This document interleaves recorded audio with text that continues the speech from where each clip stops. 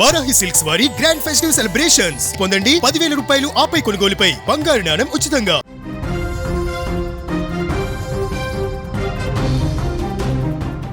బంగాళాఖాతంలో వాయుగుండం ఇప్పుడు తీవ్ర వాయుగుండంగా మారింది. దీంతో మరో తుఫాన్ హెచ్చరికలు ఆంధ్రప్రదేశ్కి నమోదవుతున్నాయి.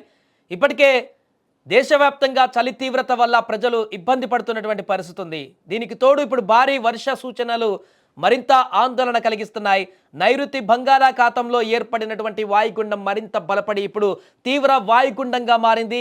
ఇది ప్రస్తుతం శ్రీలంక తీరం వైపు వేగంగా దూసుకువస్తుందని ఐఎండీ వెల్లడించింది. ఇది ఇవాళ తుఫాన్గా రూపాంతరం చెందేటువంటి అవకాశం ఉంది. ఈ తుఫాన్కు బంగ్లాదేశ్ సూచించినటువంటి ఓర్నాబ్ అనే పేరును ఖరారు చేశారు.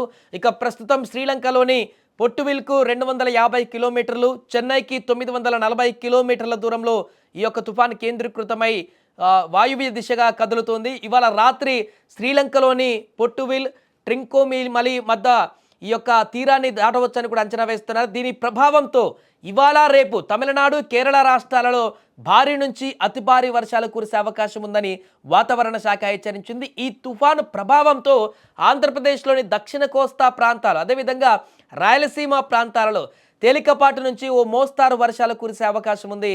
అయితే రాష్ట్రంలో చలి తీవ్రత క్రమంగా పెరుగుతుంది. విశాఖపట్నం, కడప, అనంతపురం వంటి ప్రాంతాలలో గరిష్ట ఉష్ణోగ్రతలు 2 నుంచి 3 డిగ్రీల మేర తగ్గాయి.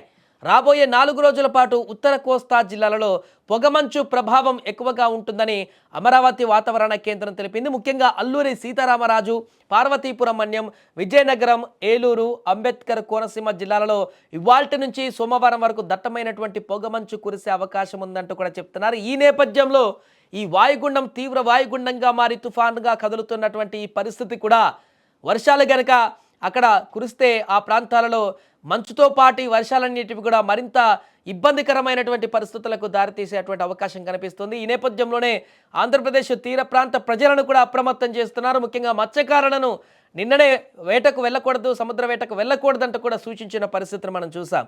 ముఖ్యంగా రాయలసీమ ప్రాంతాలలో నెల్లూరు కానీ, ఇటు కోస్తా ప్రాంతాల్లో కొన్ని ప్రాంతాల్లో కానీ, తిరుపతి ప్రాంతంలో కానీ ఈ యొక్క దీని ప్రభావం ఉంటుందంటూ కూడా చెప్తున్నారు. తమిళనాడు, కేరళతో పాటుగా ఆంధ్రప్రదేశ్లో ఉన్నటువంటి కొన్ని జిల్లాలలో దీని ఇంపాక్ట్ ఎక్కువగా ఉండేటువంటి అవకాశం ఉన్నట్టు వాతావరణ శాఖ చెప్తుంది. కాబట్టి వర్షాలు వచ్చినప్పుడు ఈ యొక్క వెదర్ చాలా తక్కువ పడిపోతున్నాయి. చలి సెల్సియస్ డిగ్రీస్ కూడా. ఇలాంటి టైంలో వచ్చేటువంటి వర్షం కూడా కొంత ఆరోగ్యానికి చేటు చేసేటువంటి అవకాశం ఉంటుంది. కాబట్టి ఈ వర్షంలో తడవడం కానీ, బయటికి వెళ్ళి అత్యవసరమైతే తప్ప మిగతా పనులకు బయటకు వెళ్ళి అనవసరంగా ఇబ్బందులు పడకూడదంటూ కూడా నిపుణులు హెచ్చరిస్తున్నారు. ఏదేమైనా కూడా మరొకసారి వాయుగుండం తీవ్ర వాయుగుండంగా మారి తుఫాన్గా కదులుతున్నటువంటి పరిస్థితి అయితే ఇప్పుడు అది ఎలాంటి పరిణామాలకు దారితీస్తుందనేది కూడా ఆందోళనకరంగా మారింది.